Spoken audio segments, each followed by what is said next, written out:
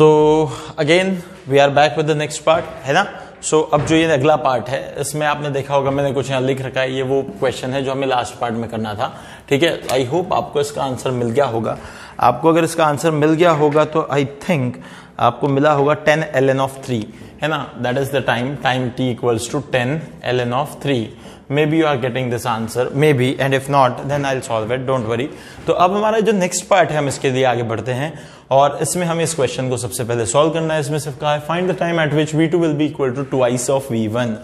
V2 is nothing but the potential drop across the capacitor. V1 is nothing but the potential drop across the resistor. आपको यहाँ पे यही चीज calculate करनी है।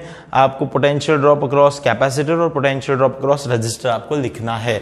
अगर आप पोटेंशियल ड्रॉप अक्रॉस कैपेसिटर और पोटेंशियल ड्रॉप अक्रॉस रेजिस्टर जानते हैं तो आपको याद होगा मैंने पिछले ही वीडियो में आपको VR लिखना सिखा था, जो कि होता है I at any time into R। अगर आपको फॉर्मूला याद नहीं भी हो तो don't worry, V that is potential drop across resistor जो होता है that is IR।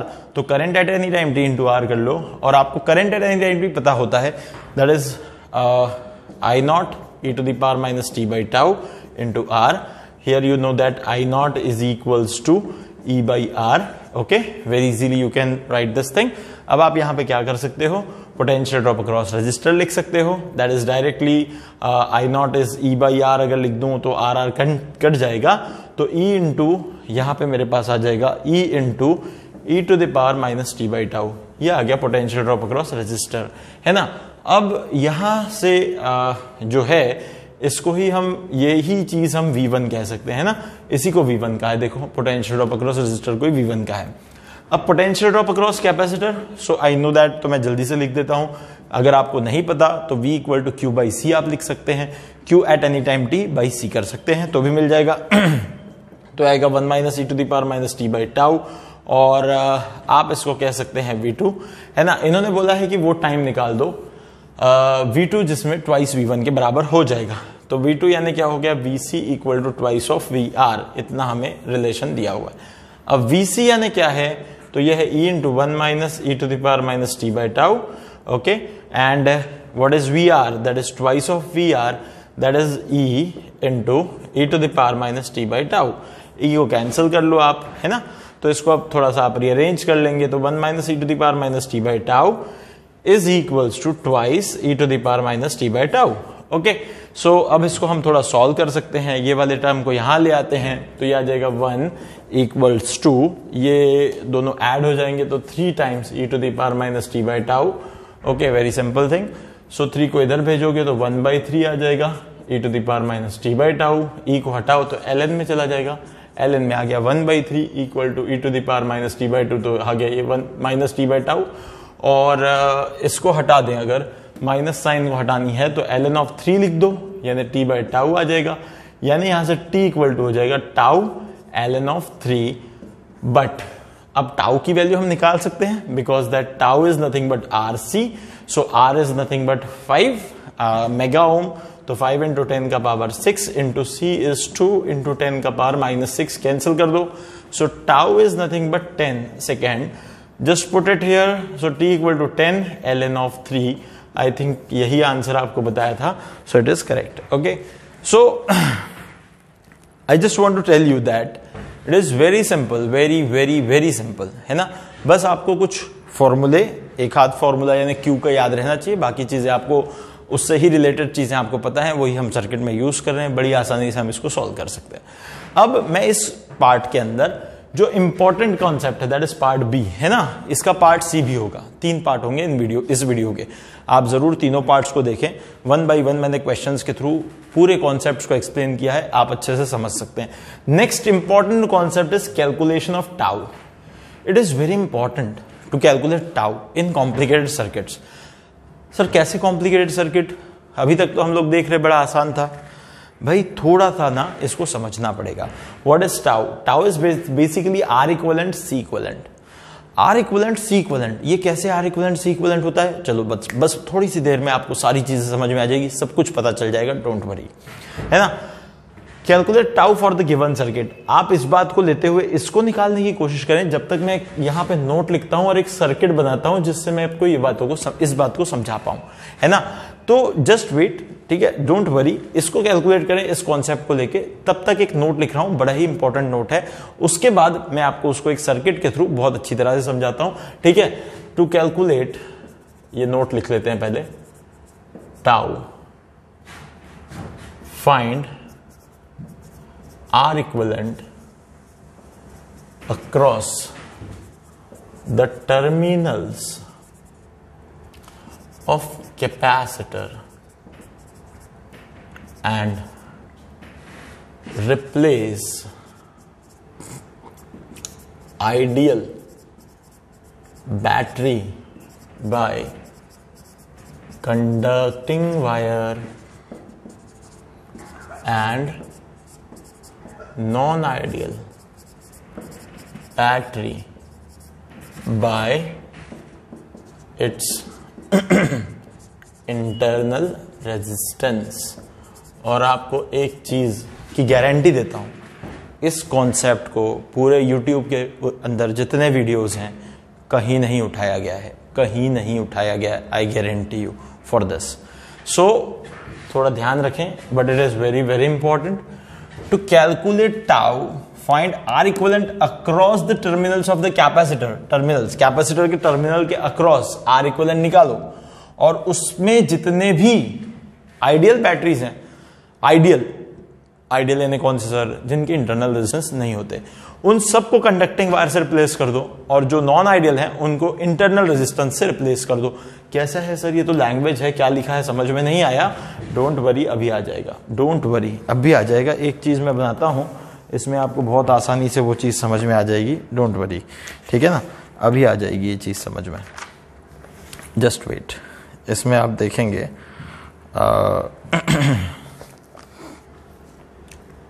Find tau for the given circuit, ठीक है।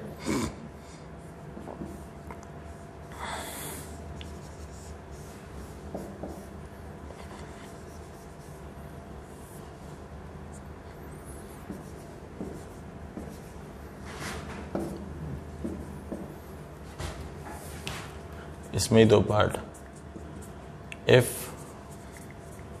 बैटरी इज आइडियल, और second part if battery has internal resistance R, ठीक है ना, दो पार्ट्स हैं। इसको मैं बताता हूं, जस्ट वेट, आई होप ये हो गया होगा। इसको मिटा देते हैं फटाफट से, नेक्स्ट क्वेश्चन यहाँ लिखते हैं, तब तक आप इसको लगाएं, फटाफट से सॉल्व करें, ठीक है ना। तब तक मैं इसके नेक्स्ट क्वेश्चन को भी लिख देता हूँ, ताकि हमारे पास एक एक्स्ट्रा क्वेश्चन रहे सॉल्व करने के लिए, ओके। तो next is question number 6। So find tau for the given circuit, ठीक है, find tau for the given circuit. अब यहाँ हमारे पास एक रेजिस्टर है, that is 2R, and this is battery,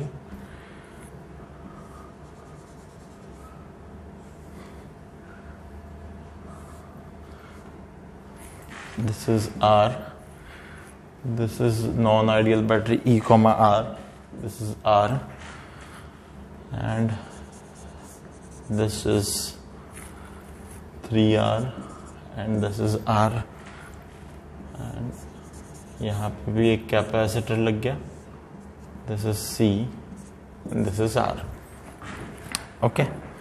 तो ये एक चीज हो गई, ठीक है ना।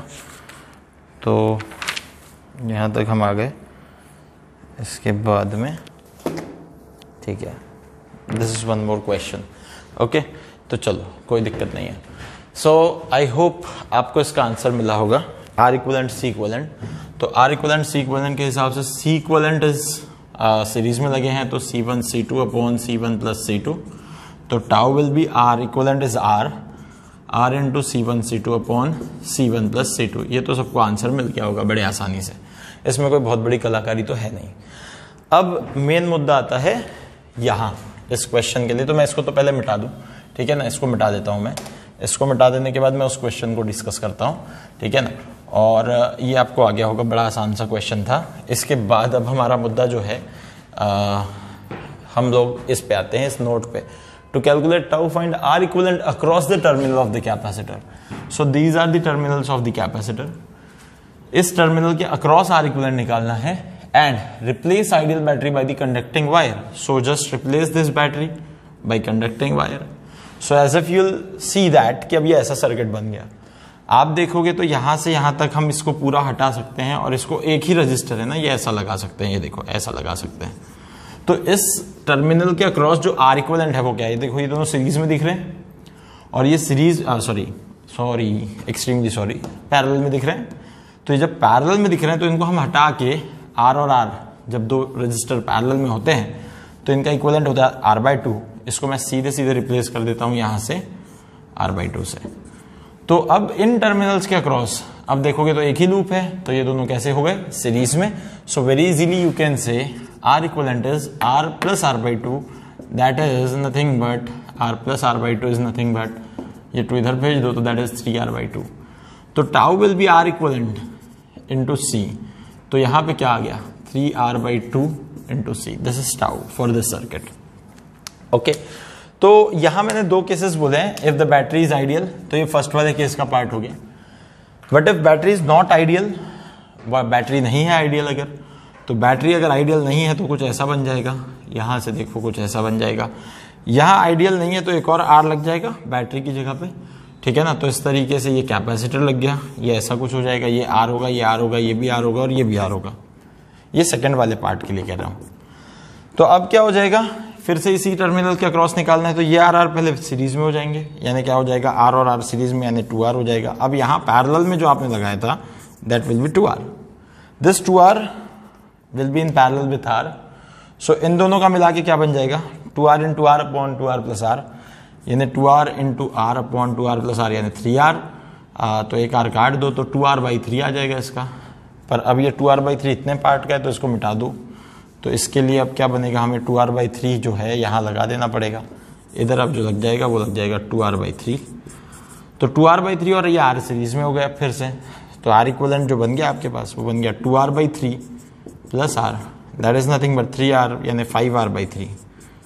तो जो टाउ मिल जाएगा वो हो जाएगा R इक्विवेलेंट, यानी 5R/3 इंटू C। ये आ गया आपके पास सेकेंड पार्ट का answer. So again it is very simple, है ना, ये कर सकते हैं आप। तो इसके बाद आई थिंक ये वाली चीज भी आपके दिमाग में आ गई होगी। ये वाला आप बैटरी वाला क्वेश्चन करेंगे, है ना, इसको करेंगे आप। इसको मैं मिटाता हूं, ये बहुत इंपॉर्टेंट नोट है, इसको लिख के रखना, बहुत ही ज्यादा इंपॉर्टेंट है, ठीक है। इस कॉन्सेप्ट को इतना लेवल तक अगर कर लो तो भी वेल एंड गुड है, वेरी गुड है एक्चुअली। यहां तक अगर आप कर लेते हो तो बहुत अच्छा है। तो यहां तक की चीज ये हो गई, ठीक है ना। इसके बाद जो मैं नेक्स्ट वाला पार्ट, अभी पार्ट नंबर C बताऊंगा ना, उसमें कुछ अच्छे क्वेश्चंस और हैं जो थोड़े से टफ क्वेश्चंस हैं, और साथ ही साथ मैं डिस्चार्जिंग की बात भी करूंगा, ठीक है ना। तो अभी थोड़ा सा मैं एक क्वेश्चन और है जो दे देता हूं, उसके बाद फिर हम लोग डिस्चार्जिंग पे जाएंगे, ठीक है ना। तो चलो हम इसके आगे बढ़ते हैं। पहले तो हम इसको कर लें, ठीक है, इसको कर लें फटाफट, देखो जरा क्या होता है। फिर मैं डिस्चार्जिंग पे जाता हूं, फिर कुछ अच्छे क्वेश्चंस हैं वो करवाता हूं, ठीक है। तो एक छोटा कॉन्सेप्ट डिस्चार्जिंग का हमारे पास है, तो इसको मिटा देता हूं मैं। आई होप ये कंप्लीट हो गया होगा, ठीक है। सो अब हम चलते हैं नेक्स्ट वाले पार्ट की तरफ, या फिर पहले इसको कंप्लीट करते हैं फिर डिस्चार्जिंग पे जाते हैं, और डिस्चार्जिंग के बाद कुछ अच्छे क्वेश्चंस और करा देते हैं, ठीक है। सो इसका जो आंसर है, आई होप ये आपसे सॉल्व हुआ होगा। तो इसका जो आंसर है, मैं पहले आंसर बताता हूं, फिर उसके बाद आपको ये करके भी दिखाता हूं। तो इसमें जो आपको आंसर मिल रहा होगा 7/3 RC, ये टाउ की वैल्यू मिल रही होगी 7/3 RC। अब अगर ये नहीं मिल रही है तो यहां ध्यान देंगे, क्या दिक्कत है हम लोग देख लेते हैं, कोई भी बड़ी बात नहीं है ना। इसको कर लेते हैं सॉल्व, क्या होता है देखते हैं। अब यहां यानी ये टर्मिनल, यानी ये वाले 2 पॉइंट हो गए, ठीक है। तो अब ये जो बैटरी है, ये एक नॉन आइडियल बैटरी दिख रही है आपको यहाँ, इसको आपको रिप्लेस करना है किससे, इंटरनल रेजिस्टेंस से। तो आप बस इस चीज को इंटरनल रेजिस्टेंस से रिप्लेस कर दो, this will be R। So you can say 2R है, ये भी 2R है, 2R हो गए पैरेलल में, तो ये पूरी ब्रांच हट जाएगी और सिर्फ R से रिप्लेस हो जाएगी। तो आप देखोगे इस तरीके से एक R लग गया, खत्म। ये हो गया थोड़ा सिंप्लीफाइड। अब आप फिर एक चीज देख सकते हो, ये आर और ये वाला आर, ये आर और ये वाला आर दोनों देखो कैसे दिखते हैं, आपको सीरीज में दिखते हैं। तो आप इसको भी हटा के पूरा की पूरा हटा के यहां आप आर और आर सीरीज में है, तो आप सीधे सीधे इसको 2r से रिप्लेस कर सकते हैं। जैसे ही आप इसको 2r से रिप्लेस करते हैं, आपको फिर एक चीज दिखती है कि यहाँ पे जो बैटरी यहाँ पे ये जो ब्रांच है और ये जो ब्रांच है 3r और r, ये एक्चुअली पूरी 4r है क्योंकि ये पूरा सीरीज में है। इसको आप हटा देंगे यहां से, दिस इज 4r, और ये 4r और ये 2r जो है ये पैरेलल में है। तो आपके पास इसका इक्विवेलेंट जो है वो बन जाएगा 4r into 2r upon 6r, एक r कैंसिल कर दो तो ये कितना आ गया 8r/6 यानी 4r/3, ये आपके पास बन गया। अब आप चाहें तो इस पूरे ब्रांच को हटाएं और इसको हटा के आप क्या कर सकते हैं 4r/3 से रिप्लेस कर सकते हैं इस तरीके से। तो ये आ गया आपके पास एक 4r/3, ठीक है ना, this is 4r/3। And again you can see, अब इसके अक्रॉस आपको देखना है, तो ये 4r/3 और ये आपको सीरीज में दिख जाएंगे। तो यहां से जो फाइनल r इक्विवेलेंट निकल के आएगा that will be 4r/3 plus r is nothing but 3 को इधर ले जाओ, so it is 7r/3, this is r equivalent. And now tau is r equivalent into c, that is 7/3 rc, this is tau, okay, this is tau. So कहीं ना कहीं आप ये बात समझ रहे होंगे कि हमें टाउ कैसे कैलकुलेट करना है ना। तो this are the important parameters by which you can calculate tau, है ना। अब यहां से अगर आप आगे बढ़ें तो ये हो गया टाउ को लेकर कुछ बातें। अब हम लोग यहां से आगे बढ़ें तो हम कुछ डिस्चार्जिंग ऑफ कैपेसिटर की बात कर सकते हैं। डिस्चार्जिंग ऑफ कैपेसिटर यानी ऑलरेडी कोई चार्ज कैपेसिटर डिस्चार्ज कैसे होगा, ठीक है। अगेन वन मोर थिंग, एक बात सुनो, बहुत ज्यादा इंपॉर्टेंट है ये फाइंड आउट करना या ये जानना कि कब कैपेसिटर चार्ज हो रहा है और कब कैपेसिटर डिस्चार्ज हो रहा है। बहुत ज्यादा इंपॉर्टेंट है, बहुत ही ज्यादा इंपॉर्टेंट है। पर कैसे पहचानते हैं सर ये चार्ज और डिस्चार्ज होना कैपेसिटर का? भाई देखो, जब भी कभी कोई कैपेसिटर किसी बैटरी के अक्रॉस लगाए तो वो हमेशा चार्ज हो रहा होगा ऐसा जरूरी नहीं है। देखो, उसकी चार्जिंग डिपेंड करती है कि जो कैपेसिटर लगा है जिस बैटरी के अक्रॉस, वो बैटरी का अपना खुद का कितना ईएमएफ है। अगर कैपेसिटर पहले से ही 10 वोल्ट से चार्ज है और अगर आपने उसको दूसरी बैटरी जो है उसमें 5 वोल्ट वाली बैटरी के अक्रॉस लगा दिया तो 10 वोल्ट ऑलरेडी कैपेसिटर के पास अपने पास है और 5 वोल्ट की बैटरी में अगर आप उसे कनेक्ट कर रहे हो तो डेफिनेटली वो कैपेसिटर चार्ज कैसे होगा, ये एक सोचने वाली बात है। जब भी कभी आप कैपेसिटर को उससे उसके पोटेंशियल से, यानी चार्ज कैपेसिटर को, मेरा कहने का मतलब है चार्ज कैपेसिटर को, जब भी आप किसी चार्ज कैपेसिटर को उसके अपने पोटेंशियल से बड़े पोटेंशियल के साथ कनेक्ट करोगे तभी जाके वो कैपेसिटर चार्जिंग होगा। अदरवाइज जब भी कभी आप कैपेसिटर को उससे छोटे पोटेंशियल के साथ कनेक्ट करोगे या डायरेक्ट किसी कैपेसिटर को रजिस्टर के साथ कनेक्ट कर दोगे, शॉर्ट कर दोगे या डायरेक्टली शॉर्ट कर दोगे, रजिस्टर के थ्रू आप उसको जोड़ दोगे दोनों टर्मिनल को, तो हमेशा वो डिस्चार्जिंग की कंडीशन में होगा। यानी कुल मिला के अगर एक बात समझें तो कोई भी कैपेसिटर तब चार्ज होगा जब उसके अक्रॉस उसके खुद के पोटेंशियल से बड़ा पोटेंशियल लगा होगा।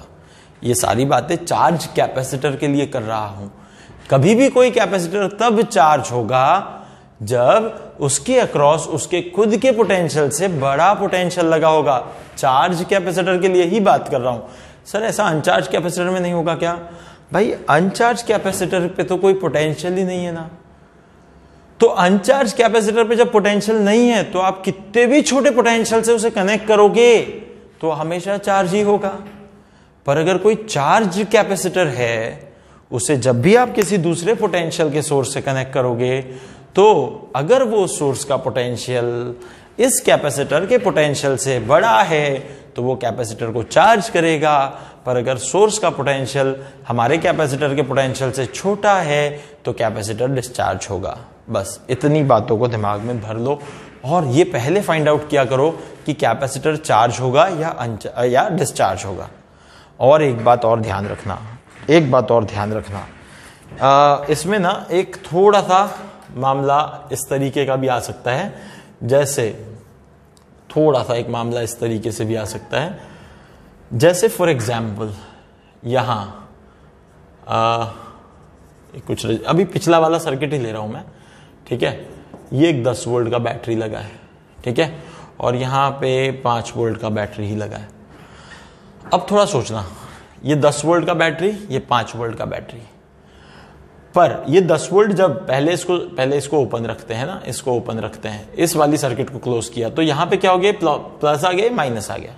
आफ्टर लॉन्ग टाइम ये ऊपर वाले सर्किट ने इसको जब चार्ज कर दिया, तो after long time this will be having plus charge, this will be having minus charge.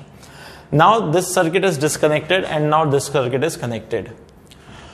अब क्या हुआ, यहां इसके अक्रॉस ऑलरेडी कितना है, चार्ज था, यानी 10 वोल्ट इसके अक्रॉस खुद के पास है, प्लस 10 माइनस 10, यहां प्लस 5 की बैटरी लगी है। क्या ये फर्दर इस बैटरी का देखें तो ये क्या बैटरी इसको चार्ज कर पाएगी? नहीं। अब चार्जेस ऐसे भागेंगे, इधर से निकलेंगे चार्जेस, ऐसे भागेंगे, ऐसे भागेंगे। क्यों हो रहा है सर ऐसा, और कब तक होगा ऐसा? क्यों हो रहा है? क्योंकि इसका पोटेंशियल ज्यादा है, इसका पोटेंशियल कम है। Charges always flows from higher potential to lower potential. कब तक होगा ऐसा? तो जब तक इसका पोटेंशियल और इसका पोटेंशियल इक्वल नहीं हो जाता, तब तक होगा ऐसा। यानी इसका भी 5 वोल्ट, इसका भी 5 वोल्ट, तब तक होता ही रहेगा। अच्छा, यानी इस समय क्या हो रहा था, जब हमने ये दूसरी वाली सर्किट को कंप्लीट किया, तब क्या हो रहा था? तब हो रहा था डिस्चार्जिंग ऑफ कैपेसिटर। और पहली वाली सर्किट में क्या हो रहा था? Charging of capacitor. पहचानना है, चार्जिंग कब, डिस्चार्जिंग कब, पहचानना बहुत जरूरी है। सर थोड़ा और इसको अपन मजेदार बनाते हैं, हाँ बनाते हैं, इसको उल्टा कर देते हैं बैटरी को। यानी जब इसको हमने जोड़ा था, इसको हम बैटरी को उल्टा लगा देते हैं। यानी जब ये स्विच क्लोज हुआ, तब बैटरी ऐसे ना थी, पहले ये वाला पॉजिटिव ये वाला नेगेटिव था ना, वो नहीं थी, नेगेटिव और पॉजिटिव ऐसी थी। यानी इस बैटरी को हमने ऐसा लगाया कि इस कैपेसिटर की पॉजिटिव प्लेट से नेगेटिव जुड़ा हुआ है और इस कैपेसिटर की नेगेटिव प्लेट से इसका पॉजिटिव जुड़ा हुआ है। अब क्या मामला होगा सर, अब बताइए, अब मामला क्या होगा, सोचो। क्योंकि ये कैपेसिटर के अक्रॉस ऑलरेडी 10 वोल्ट है, बट जो बैटरी है ये कंटिन्यूअस सोर्स ऑफ एनर्जी है। तो बैटरी फाइनली इसको प्लस बनाएगी और इसको माइनस बनाएगी और इसके अक्रॉस 5 वोल्ट का पोटेंशियल ड्रॉप देगी। इसका मतलब यहां से निकल के प्लस चार्जेस भागेंगे, और जब ये भागेंगे तो तब तक भागते रहेंगे जब तक इस प्लेट को पॉजिटिव नहीं बना देते और इस प्लेट को नेगेटिव नहीं बना देते और इस कैपेसिटर के अक्रॉस 5 वोल्ट का पोटेंशियल ड्रॉप नहीं ला देते, तब तक भागेंगे। और साथ ही साथ सर ये प्रोसेस क्या कहलाएगी? तो ये प्रोसेस कहलाएगी चार्जिंग ही। पर ये ऐसी प्रोसेस है जिसमें नेगेटिव प्लेट को पॉजिटिव बनाया जा रहा है और पॉजिटिव प्लेट को नेगेटिव बनाया जा रहा है। यानी इस प्रोसेस में बहुत ज्यादा वर्क करना पड़ेगा, यानी बहुत ज्यादा हीट लॉस भी होगा। आप पूरी पोलैरिटी चेंज करने जा रहे हो, ऐसे क्वेश्चन हमने पहले भी किए। तो आई होप आपके दिमाग में कॉन्सेप्ट आया होगा। This is the concept, this is the basic thing, this is the basic requirement. तो मेरे ख्याल से आपके दिमाग में कॉन्सेप्ट आ गया होगा। अब हम इसके आगे डिस्चार्जिंग ऑफ कैपेसिटर पढ़ेंगे नेक्स्ट पार्ट में। तो इसका पार्ट सी जरूर देखें, जिसमें आपको डिस्चार्जिंग ऑफ कैपेसिटर के क्वेश्चंस मिलने वाले हैं। जस्ट आप तुरंत इसके बाद इसका पार्ट सी देखें। आप अगर इसको बाद में देख रहे हैं प्रीमियर होने के, तो डिस्क्रिप्शन में इसकी लिंक है पार्ट सी की, आप उसे भी देखें, ठीक है ना। पार्ट ए देखें, बी देखें और सी देखें। और हम तुरंत ही अभी आपको पार्ट सी के साथ मिलते हैं with in very small time. Okay, so will be back.